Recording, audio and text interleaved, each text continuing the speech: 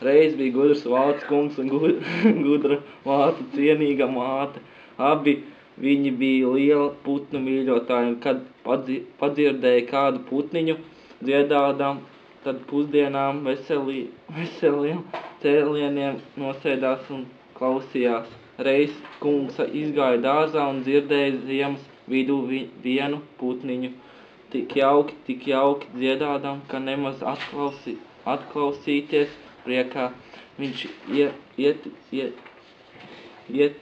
ietecēja pie cienītās mātes un aizēlsies. Stāstīja velts kažok nāc klausīties. Žību žāvu, te viens putniņš aiz dārza dzied. Cienīga aprāva kažoku, abi izskrēja klausīties, kas bija. Vīri malciena zāģēja malku, un tas nedzirdēja žību žāvu. Visu.